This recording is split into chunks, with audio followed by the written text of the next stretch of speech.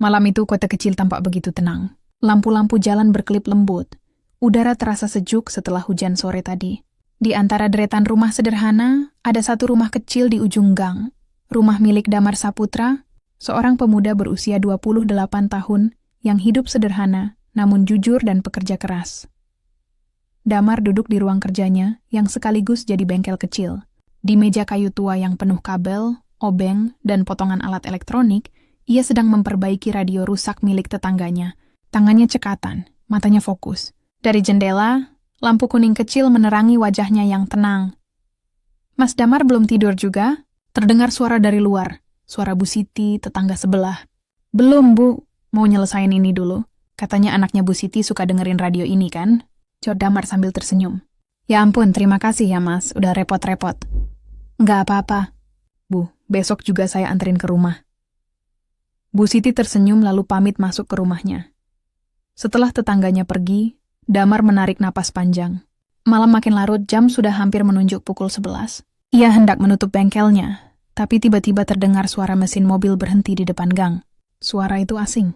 Mobil yang datang malam-malam ke daerah seperti ini jarang sekali. Damar menoleh ke arah jendela. Dari balik tirai, ia bisa melihat cahaya lampu mobil mewah berwarna hitam yang berhenti tepat di depan rumahnya. Mobil itu tampak mahal, dan sopirnya segera keluar lalu membukakan pintu belakang.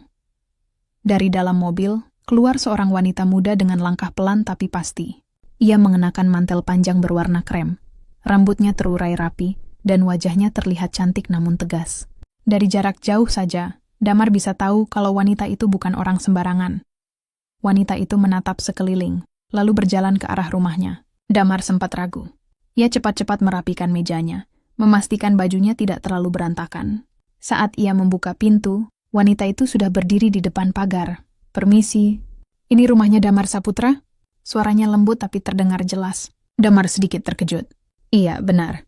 Saya Damar, ada yang bisa saya bantu, Bu? Wanita itu tersenyum tipis.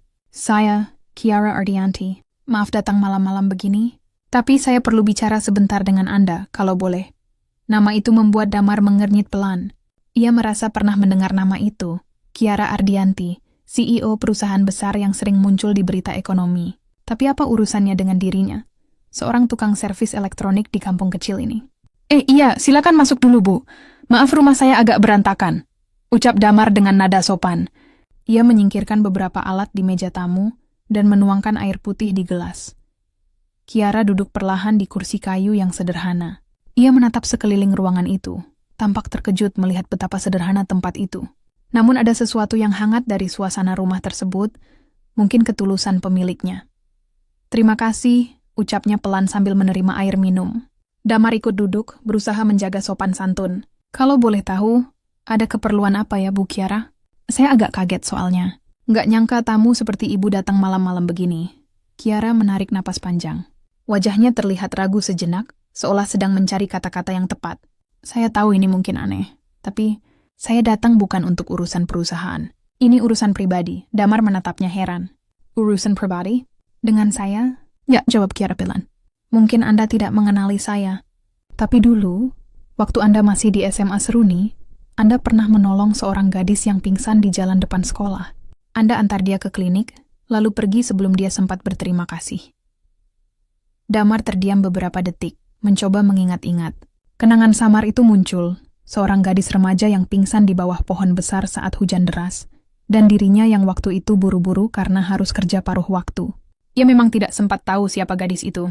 Jadi, gadis itu Ibu Kiara? Tanya Damar hati-hati. Kiara mengangguk perlahan. Ya, itu saya. Mungkin kelihatannya sepele, tapi waktu itu pertolongan Anda sangat berarti buat saya. Sejak saat itu, saya selalu ingin berterima kasih secara langsung. Damar menunduk, sedikit canggung. Wah, saya nggak nyangka sama sekali.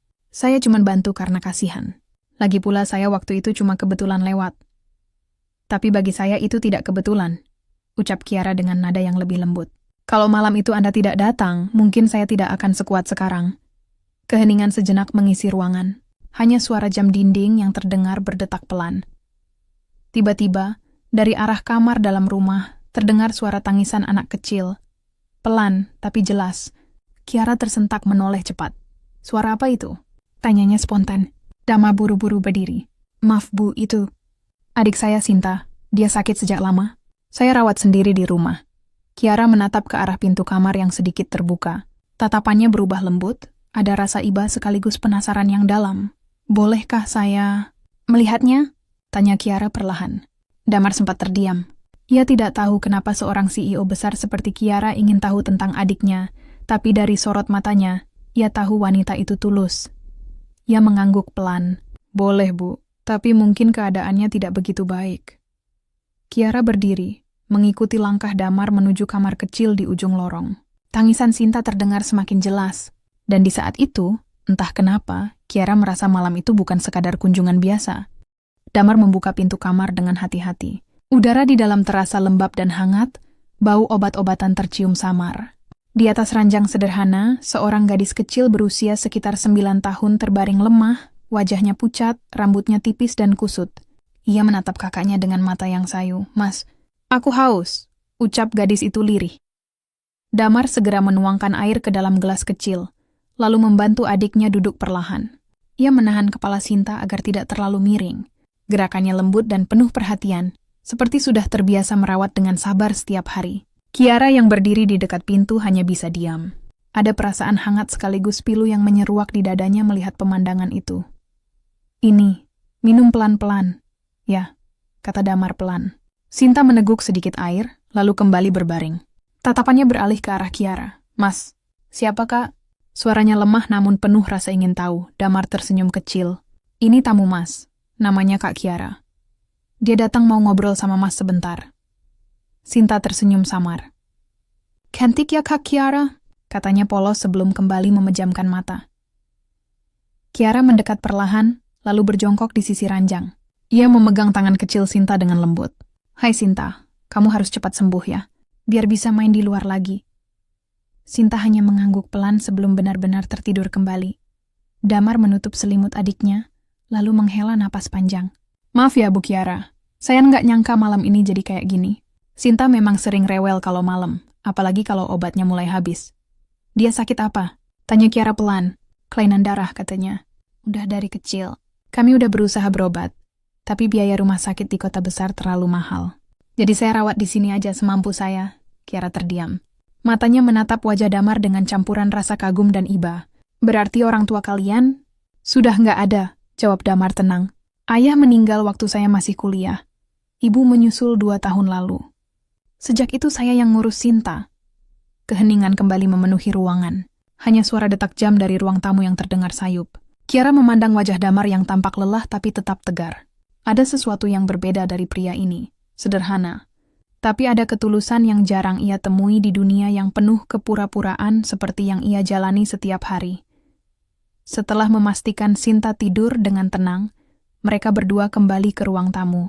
Damar menyiapkan teh hangat dan meletakkannya di meja kecil. Kiara masih terdiam cukup lama sebelum akhirnya berbicara. Damar, ucapnya lembut. Sebenarnya, ada alasan lain kenapa saya datang ke sini malam-malam begini. Damar menatapnya penasaran. Selain ingin berterima kasih soal kejadian dulu, Kiara mengangguk pelan. Iya, itu memang salah satu alasannya, tapi bukan yang utama. Ia menarik napas dalam, lalu melanjutkan dengan suara yang agak bergetar. Saya datang karena seseorang menyuruh saya mencari kamu. Damar terkejut. Mencari saya? Siapa yang nyuruh, Bu? Almarhum ayah saya, jawab Kiara pelan. Sebelum beliau meninggal setahun lalu, beliau menulis surat. Di dalam surat itu ada nama kamu, Damar Saputra. Damar terdiam, alisnya berkerut. Ayah, Ibu, tapi saya tidak pernah kenal dengan beliau. Awalnya saya juga berpikir begitu, kata Kiara. Tapi setelah saya baca seluruh isi suratnya, saya baru tahu bahwa ayah saya pernah tinggal di kota ini waktu muda. Dan beliau punya sahabat dekat, seorang pria bernama Arif Saputra. Damar spontan menatap Kiara dengan mata membesar. Arif Saputra itu ayah saya. Kiara mengangguk perlahan. Berarti benar. Mereka sahabat lama.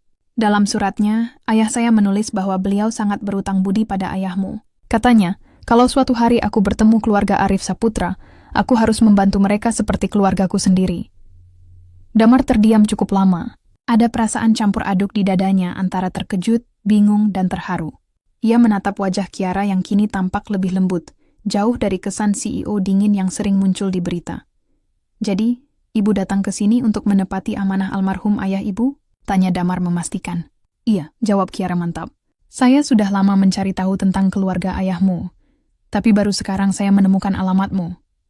Saya tidak menyangka ternyata kamu tinggal di tempat sesederhana ini dan masih berjuang sendirian. Damar tersenyum kecil. Saya sudah terbiasa begini, Bu. Saya tidak pernah merasa sendirian. Ada Sinta, ada tetangga yang baik. Saya cuma ingin hidup tenang. Kiara menatapnya lama, seolah menimbang sesuatu. Tapi kamu tidak harus menjalani semua ini sendirian, Damar. Biaya pengobatan Sinta. Biar saya bantu. Damar spontan menggeleng. Jangan, Bu. Saya berterima kasih atas niat baik Ibu, tapi saya tidak mau merepotkan siapapun. Tapi ini bukan soal merepotkan, balas Kiara dengan suara tegas tapi lembut. Ini soal rasa terima kasih dan tanggung jawab. Ayah saya meninggalkan pesan itu bukan tanpa alasan. Mungkin ini memang takdir agar kita bertemu kembali. Suasana hening. Damar menunduk memandangi cangkir tehnya yang sudah mulai dingin. Ia tahu Kiara tulus, tapi hatinya masih berat menerima bantuan dari orang yang baru ditemuinya lagi setelah sekian lama. Kiara menatap jam di pergelangan tangannya. Sudah hampir tengah malam. Sianha harus pulang.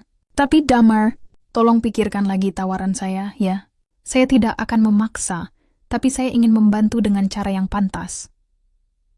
Damar hanya mengangguk pelan. Baik, Bu. Terima kasih sudah datang sejauh ini. Kiara berdiri, mengambil mantel, dan berjalan menuju pintu. Namun sebelum melangkah keluar, ia berhenti sejenak dan menatap kembali ke arah kamar Sinta yang pintunya masih sedikit terbuka. Tatapan itu penuh makna. Anak itu kuat, katanya pelan. Dan saya yakin, dia punya kakak yang lebih kuat lagi. Tanpa menunggu jawaban, Kiara melangkah keluar ke udara malam yang dingin. Mobil hitamnya perlahan meninggalkan gang sempit itu, menyisakan suara mesin yang menjauh. Sementara di dalam rumah, Damar berdiri memandangi gelas teh yang masih berasap tipis. Kata-kata Kiara terus terngiang di kepalanya. Malam semakin larut. Suara jangkrik terdengar bersahut-sahutan dari luar jendela. Damar berjalan pelan menuju kamar Sinta. Adiknya itu sudah kembali terlelap, wajahnya terlihat lebih tenang. Damar duduk di tepi ranjang, membelai lembut kepala Sinta. Kamu harus kuat ya, bisiknya pelan. Beberapa menit kemudian, setelah memastikan semua lampu dimatikan, Damar merebahkan diri di ruang tamu. Matanya masih terbuka menatap langit-langit. Bayangan wajah Kiara muncul di benaknya. Ia heran, bagaimana mungkin hidupnya yang begitu sederhana tiba-tiba bersinggungan dengan seorang wanita seperti itu? CEO besar yang datang malam-malam hanya untuk menepati janji ayahnya. Hatinya hangat sekaligus bingung. Ada sesuatu dalam cara Kiara berbicara. Lembut tapi tegas, seperti seseorang yang sudah lama menahan perasaan dalam diam. Damar menarik napas panjang, lalu perlahan matanya terpejam. Pagi datang membawa udara segar. Sinar matahari menyelinap lewat celah jendela, membuat ruangan kecil itu tampak lebih hidup. Damar sudah bangun lebih dulu. Ia menyiapkan sarapan sederhana, bubur ayam instan dan teh hangat. Namun pagi itu, suasana hatinya tak seperti biasanya. Ia masih memikirkan tawaran Kiara semalam. Membiarkan orang lain membantunya terasa berat, tapi di sisi lain, Sinta benar-benar membutuhkan perawatan yang lebih baik. Damar tahu, kalau terus begini, ia tidak akan sanggup lama menanggung semuanya sendirian. Saat sedang menyiapkan obat untuk Sinta, terdengar ketukan pelan di pintu depan. Tok, tok, tok. Damar menoleh heran. Siapa yang datang sepagi ini? Ia membuka pintu dan mendapati seorang wanita paruh baya berdiri di sana, sambil membawa bungkusan besar. Wajahnya ramah dan tampak sedikit asing. Permisi, ini rumahnya Mas Damar Saputra. Tanyanya sopan. Iya, benar. Ibu siapa ya? Saya Bu Rati, sekretarisnya Ibu Kiara Ardianti. Beliau menitipkan beberapa barang untuk Mas Damar dan adiknya. Damar terkejut. Barang apa ya? Bu Rati tersenyum kecil lalu menyerahkan bungkusan itu. Ada makanan, buah, dan sedikit kebutuhan obat. Ibu Kiara yang suruh saya antar pagi ini. Damar sejenak tak tahu harus bereaksi bagaimana. Ia menerima bungkusan itu dengan kedua tangan, lalu berkata pelan. Terima kasih, Bu. Sampaikan pada Ibu Kiara. Saya sangat menghargainya. Tapi seharusnya beliau tidak perlu repot. Beliau memang orangnya begitu, jawab Bu Rati lembut. Kalau sudah niat menolong, susah ditahan. Setelah wanita itu pergi, Damar membuka isi bungkusan. Di dalamnya ada beberapa botol vitamin, susu, buah segar, dan beberapa jenis obat yang sepertinya memang untuk Sinta. Di bawah semua itu, Ada secarik kertas kecil dengan tulisan tangan yang rapi. Untuk Sinta, semoga cepat sembuh. Kiara Damar membaca tulisan itu berulang-ulang. Hatinya terasa hangat sekaligus berat. Ia tahu niat Kiara tulus, tapi ia juga tidak ingin merasa berutang budi. Ia menatap ke arah kamar adiknya dan bergumam pelan, orang sebaik dia. Masih ada ya? Siang harinya Sinta sudah cukup kuat untuk duduk di teras. Damar menemaninya sambil bercerita ringan. Tiba-tiba, Sinta berkata pelan, "Mas, tadi aku mimpi Kak Kiara datang lagi. Dia ngasih aku boneka besar." Damar tersenyum. "Mimpi yang bagus ya. Mungkin itu pertanda kamu bakal cepat sembuh." "Mas suka Kak Kiara?" tanya Sinta tiba-tiba dengan polos.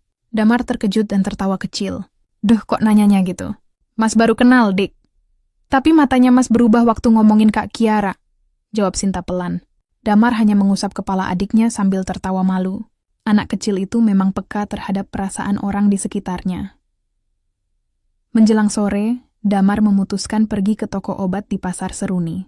Ia ingin membeli beberapa keperluan tambahan untuk Sinta.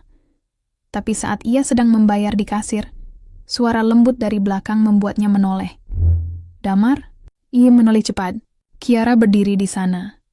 Kali ini tanpa jas formal, hanya mengenakan blus putih dan celana panjang krem. Wajahnya terlihat lebih santai tapi tetap berwibawa. "Oh, Bu Kiara.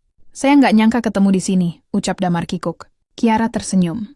"Kebetulan saya lagi lihat-lihat lokasi cabang perusahaan baru di sekitar sini. Saya mampir beli obat juga." Mereka berbicara sebentar di depan toko. Kiara tampak memperhatikan wajah Damar yang mulai tampak letih. "Kamu kurang tidur ya?" tanyanya lembut. "Iya, tadi malam Sinta agak rewel," jawab Damar sambil tersenyum kecil. Setelah berbincang sebentar, Kiara menatap Damar dengan serius. "Saya tahu kamu orang yang tidak suka dibantu, Damar. Tapi tolong, biarkan saya ikut memikirkan cara agar Sinta bisa dirawat dengan baik. Saya tidak mau melangkahi batas, tapi saya juga tidak bisa diam." Nada suaranya begitu tulus. Damar hanya bisa menatapnya lama tanpa kata. Ada sesuatu di mata Kiara. Bukan sekadar rasa iba, tapi juga perasaan yang lebih dalam. Entah apa namanya. Tiba-tiba, ponsel Kiara berdering. Ia mengangkatnya sebentar, lalu wajahnya berubah. "Ada masalah di kantor. Saya harus segera kembali ke kota." "Oh baik, Bu. Hati-hati di jalan," ujar Damar sopan. Kiara tersenyum tipis sebelum melangkah pergi, tapi sebelum masuk mobil, ia sempat berbalik. "Damar, kalau ada apa-apa, hubungi saya. Jangan sungkan. Nomor saya ada di catatan tadi." Mobil hitam itu melaju meninggalkan pasar.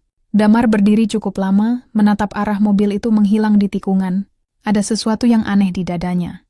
Semacam kerinduan yang belum sempat tumbuh, tapi sudah terasa berat.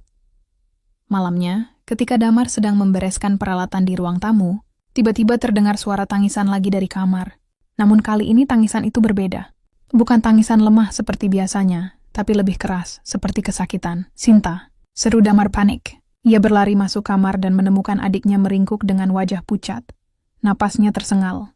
Damar langsung memeluknya. "Sabar, Dik. Mas di sini." Tangisan itu menggema di tengah malam. Dan entah kenapa, di tempat yang jauh di kota besar, Kiara Ardianti juga terbangun tiba-tiba dari tidurnya. Dadanya terasa sesak, seolah ada sesuatu yang memanggilnya dari kejauhan. Ia duduk di tepi ranjang, napasnya sedikit berat.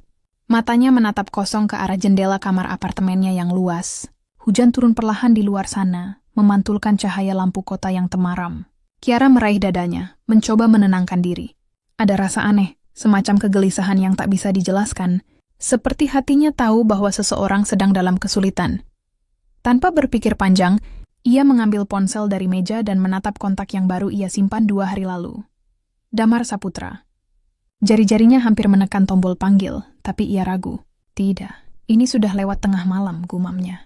Namun perasaan itu semakin kuat, seperti desakan yang tidak bisa diabaikan.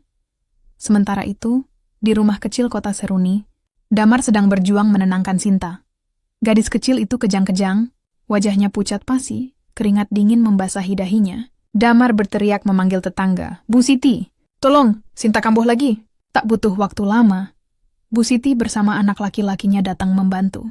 Mereka membawa Sinta ke mobil tua milik tetangga lain. Damar memeluk adiknya erat, air mata jatuh tanpa sadar. "Tahan ya, Dik. Mas janji kamu bakal sembuh." Mobil melaju menembus malam. menuju rumah sakit kota Seruni yang berjarak hampir 15 kilometer. Di tengah perjalanan, ponsel Damar bergetar. Nama Kiara muncul di layar. Ia mengangkat dengan suara gemetar. Bu Kiara? Damar, apa kamu baik-baik saja? Suara Kiara terdengar cemas. Sinta kambuh lagi, Bu. Saya sedang di jalan, mau ke rumah sakit. Jawabnya terburu-buru. Tanpa pikir panjang, Kiara langsung berdiri dari ranjangnya. Rumah sakit mana? RS Kota Seruni. Baik, saya ke sana sekarang. Bu, tidak perlu. Namun sambungan sudah terputus. 2 jam kemudian, di ruang tunggu rumah sakit, Damar duduk dengan wajah penuh kelelahan. Matanya merah karena kurang tidur dan cemas. Sinta sudah berada di ruang perawatan, diinfus dan dijaga perawat. Dokter bilang, kondisinya menurun karena tubuhnya terlalu lemah dan butuh perawatan intensif. Pintu ruang tunggu terbuka. Kiara datang dengan mantel tebal dan wajah serius. Nafasnya terengah, rambutnya sedikit berantakan karena terburu-buru. Damar langsung berdiri. Bu Kiara, kenapa ibu kesini? Saya tidak bisa tenang di rumah, jawab Kiara. Saya ingin memastikan semuanya baik-baik saja. Mereka duduk berdampingan di kursi panjang. Ruangan itu hening, hanya terdengar suara langkah petugas dan mesin infus dari dalam ruang perawatan. Damar menunduk, berusaha menahan emosi. Saya sudah lama nggak lihat Sinta separah ini, ucapnya lirih. Biasanya dia cuma demam. Tapi malam ini dia sampai kejang. Saya takut, Bu. Takut banget, Kiara menatapnya dengan tatapan lembut. Kamu sudah berbuat banyak, Damar. Tapi kamu tidak bisa terus menanggung semuanya sendirian. Biarkan saya bantu. Saya sudah bicara dengan dokter. Saya yang tanggung semua biaya perawatan Sinta mulai malam ini. Damar sontak menatapnya kaget. Bu, saya tidak bisa. Damar, potong Kiara pelan tapi tegas. Anggap ini bukan bantuan. Anggap ini sebagai amanah ayah saya yang kebetulan datang di waktu yang tepat. Air mata Damar menetes tanpa ia sadari. Hilang menunduk, tidak sanggup berkata-kata. Terima kasih, Bu Kiara. Suaranya parau. Kiara hanya mengangguk, matanya pun berkaca-kaca. Beberapa jam kemudian, Kiara duduk di ruang perawatan Sinta. Ia memandangi wajah gadis kecil itu yang kini tertidur tenang. Damar duduk di kursi sebelahnya. Suasana kamar itu lembut diterangi cahaya redup dari lampu tidur. Lucu ya, waktu kecil, aku juga sering dirawat di rumah sakit, ucap Kiara tiba-tiba. Damar menoleh. Sakit apa dulu, Bu? Dulu aku punya penyakit yang mirip dengan Sinta. Waktu aku SMA, aku sering pingsan tanpa sebab. Dokter bilang aku kekurangan sel darah merah dan butuh transfusi rutin. Damar terkejut. Serius? Berarti waktu itu... Ya, Kiara tersenyum tipis.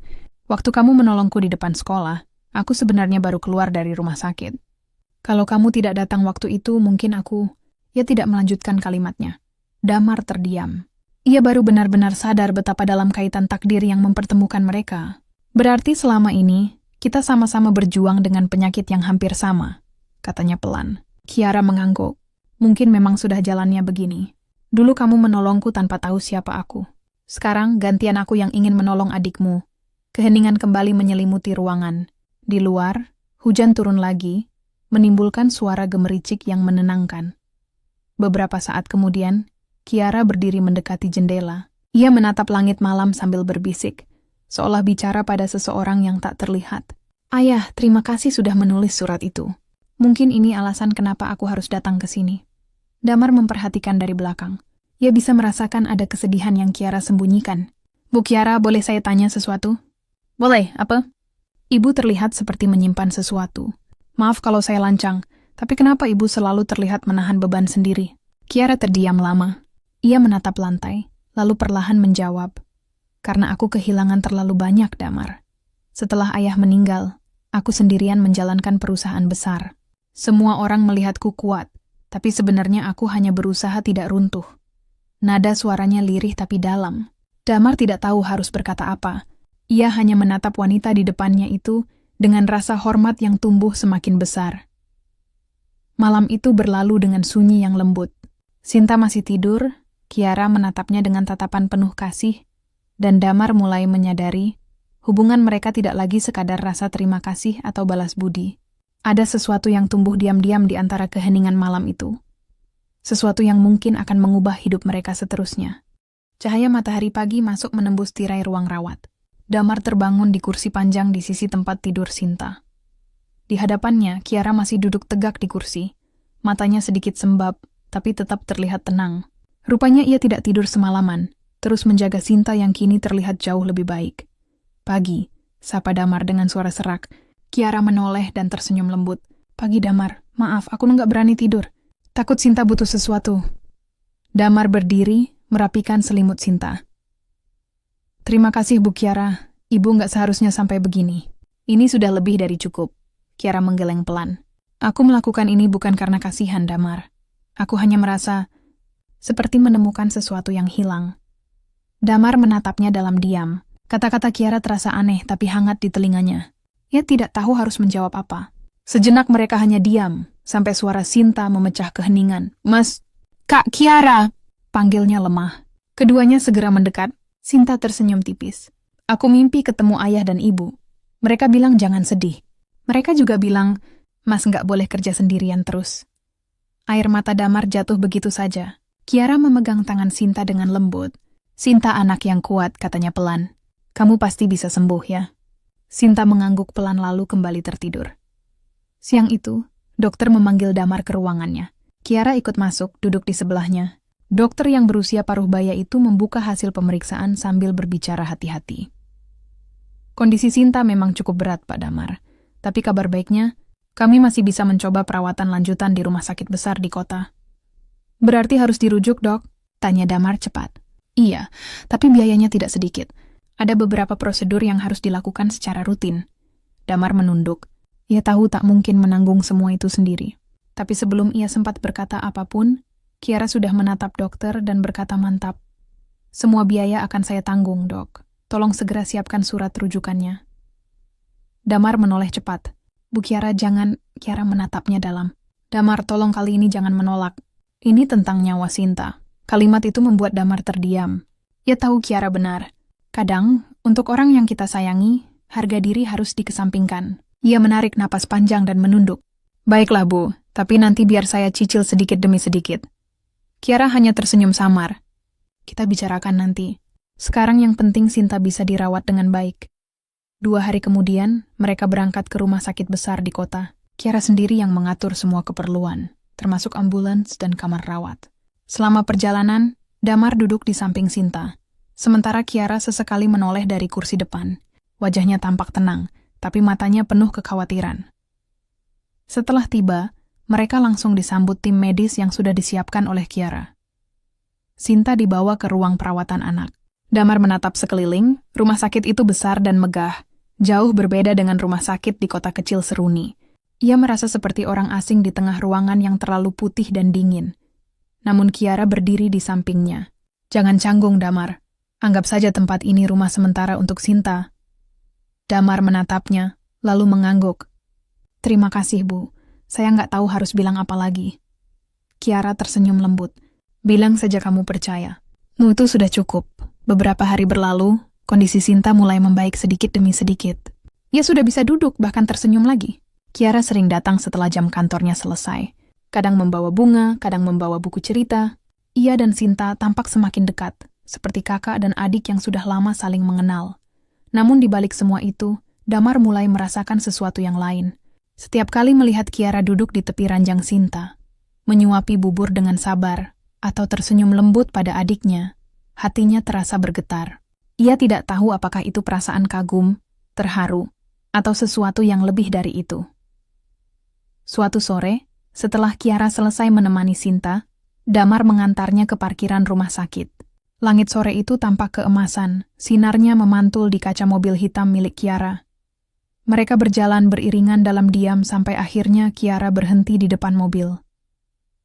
"Damar," katanya pelan, "kamu tahu kenapa aku terus datang ke sini?" Damar menatapnya.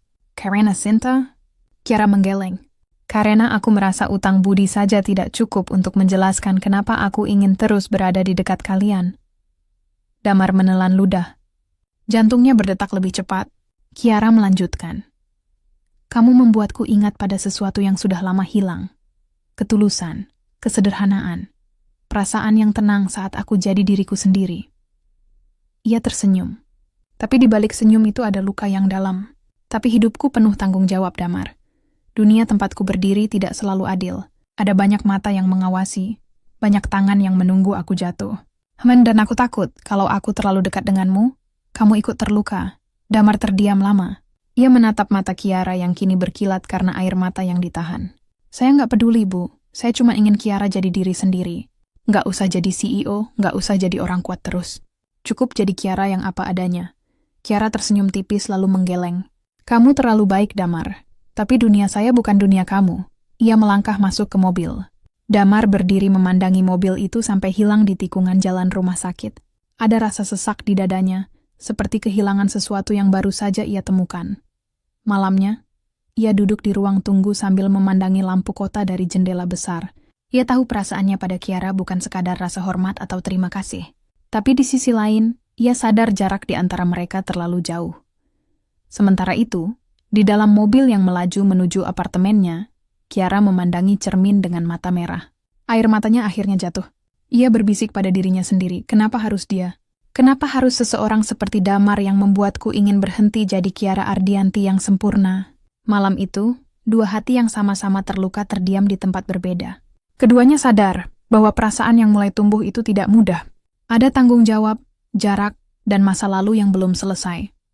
Namun jauh di dalam hati, baik Kiara maupun Damar tahu, apapun yang terjadi setelah ini, hidup mereka sudah terikat oleh satu hal yang tidak bisa dijelaskan oleh logika, rasa. Hari-hari setelah itu berjalan seperti kabut pagi yang tebal. Damar tetap menemani Sinta di rumah sakit, sementara Kiara mulai jarang datang. Ia selalu mengirim kabar lewat pesan singkat, menanyakan kondisi Sinta, tapi tak pernah muncul secara langsung. Awalnya Damar mengira Kiara sibuk dengan pekerjaannya, tapi semakin lama, ia merasa ada sesuatu yang disembunyikan. Sinta pun mulai sering bertanya, "Mas, kenapa Kak Kiara nggak datang lagi?" Damar hanya tersenyum dan menjawab pelan, "Mungkin Kak Kiara lagi banyak kerjaan, sayang. Nanti juga datang." Padahal dalam hatinya Damar sendiri rindu. Ia rindu melihat Kiara duduk di kursi sebelah tempat tidur Sinta, rindu mendengar suaranya yang lembut saat membaca cerita, bahkan rindu melihat tatapan matanya yang tenang tapi penuh arti. Suatu sore, ketika Damar sedang membeli makanan di kantin rumah sakit, ia melihat berita di layar televisi kecil di sudut ruangan. CEO muda Kiara Ardianti dirawat di rumah sakit ibu kota akibat kelelahan berat dan tekanan kerja berlebihan. Waktu seakan berhenti, sendok di tangan Damar terjatuh. Ia terpaku, matanya tak lepas dari layar itu. Gambar Kiara ditampilkan. Wajah pucat, tubuh lemah dibantu dua perawat menuju ruang rawat. Damar tidak berpikir lama. Ia segera meninggalkan kantin dan berlari menuju kamar Sinta. "Sinta, Mas, pergi sebentar ya. Kak Kiara sakit. Mas harus lihat dia." Sinta menatapnya dengan cemas. "Mas hati-hati ya. Bilang ke Kak Kiara, Sinta kangen." Damar mengangguk menepuk kepala adiknya dengan lembut, lalu segera berangkat ke ibu kota dengan bus malam pertama yang ia temui. Perjalanan itu panjang dan melelahkan. Selama 8 jam di dalam bus, Damar memandangi jendela, pikirannya dipenuhi kekhawatiran. Setibanya di ibu kota menjelang subuh, ia langsung menuju rumah sakit yang disebut dalam berita. Setelah berjam-jam mencari dan bertanya pada petugas, akhirnya ia menemukan kamar tempat Kiara dirawat. Begitu pintu dibuka, Kiara terlihat sedang berbaring dengan alat infus di tangan.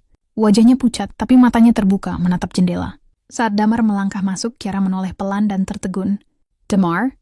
Suara itu pelan, hampir tak terdengar. "Iya, Bu Kiara," jawab Damar pelan sambil mendekat. "Saya dengar ibu sakit, makanya saya datang." Kiara tersenyum lemah. "Kamu nggak seharusnya jauh-jauh ke sini." "Sinta bagaimana?" "Dia baik, Sinta titip salam," jawab Damar. Ia duduk di kursi di samping tempat tidur, menatap Kiara dengan mata sendu. "Kenapa nggak bilang, Bu? Kenapa selalu harus menanggung semuanya sendirian?" Kiara menatap langit-langit, air mata mulai mengalir di sudut matanya. "Aku takut kelihatan lemah, Damar. Selama ini aku hidup di dunia yang menuntut aku harus kuat setiap waktu. Aku takut kalau orang tahu aku rapuh, semua akan meninggalkanku." Damar menggenggam tangannya pelan. "Saya nggak akan ninggalin, Bu. Dunia boleh sekeras apapun, tapi selalu ada tempat buat istirahat. Selalu ada orang yang siap dengar, tanpa menghakimi." Kiara menatap Damar lama sekali. Di mata pria itu, ia menemukan sesuatu yang selama ini ia cari. Ketenangan yang tulus. Bukan karena harta, Bukan karena status, tapi karena hati. Damar, bisiknya. Terkadang aku iri. Hidupmu sederhana, tapi kamu bisa tertawa tanpa beban. Sementara aku punya segalanya, tapi sering merasa kosong. Damar tersenyum kecil. Mungkin karena saya belajar bahagia dari hal kecil, Bu. Dari tawa Sinta, dari pagi yang tenang, dari kopi yang masih hangat meski murah.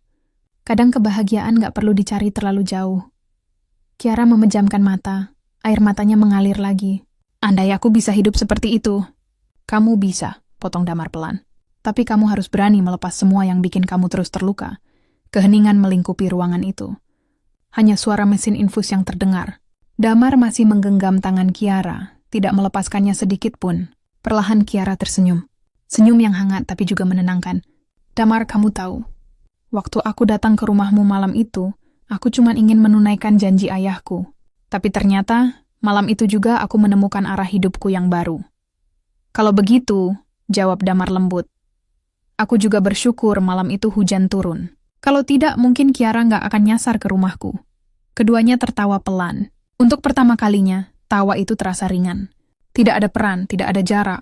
Hanya dua orang yang saling memahami luka masing-masing. Beberapa hari kemudian, kondisi Kiara membaik. Damar masih menemaninya, meski kadang harus bolak-balik menjenguk Sinta di kota. Saat hari Kiara diperbolehkan pulang, ia menatap Damar dengan senyum penuh arti. Damar, aku memutuskan sesuatu. Apa itu, Bu? Aku akan mundur dari posisi CEO. Aku ingin hidup untuk diriku sendiri, bukan untuk ambisi orang lain. Aku ingin kembali ke kota Seruni. Buka usaha kecil, mungkin kafe, mungkin toko bunga. Sesuatu yang sederhana tapi tulus. Damar terdiam menatapnya dalam. Itu keputusan besar, Bu. Kiara mengangguk mantap. Iya, tapi untuk pertama kalinya aku merasa ini keputusan yang benar. Ia lalu menatap Damar dan tersenyum hangat. Dan aku ingin kamu tetap di sisiku. Bukan karena aku butuh ditolong, tapi karena aku ingin kita berjalan bareng. Dua orang yang pernah terluka, tapi memilih sembuh bersama. Damar tidak langsung menjawab. Ia hanya menatap mata Kiara, lalu mengangguk pelan. Kalau Kiara yakin, saya juga yakin. Beberapa bulan kemudian, kota kecil Seruni kembali ramai. Di sudut jalan dekat taman, berdiri sebuah kafe sederhana bernama Cahaya Senja. Di dalamnya, aroma kopi bercampur wangi bunga segar. Sinta duduk di meja kasir sambil tertawa kecil, sementara Damar sibuk membuat minuman untuk pelanggan. Dan di balik meja dekat jendela, Kiara duduk dengan senyum hangat, menatap langit sore yang mulai memerah. Ia menulis sesuatu di buku catatannya. Terkadang, Tuhan menyembunyikan kebahagiaan di balik malam yang gelap. Tapi jika kita cukup sabar berjalan, cahaya itu akan selalu muncul di ujungnya. Damar datang membawa 2 cangkir kopi. Untuk CEO kafe paling cantik di Seruni, katanya bercanda. Kiara tertawa. Jangan panggil aku CEO lagi, cukup Kiara saja. Mereka saling berpandangan, mata bertemu, senyum mengembang, sederhana, tapi penuh makna. Di luar, matahari perlahan tenggelam, meninggalkan warna jingga di langit. Tapi bagi Kiara dan Damar, itu bukanlah akhir.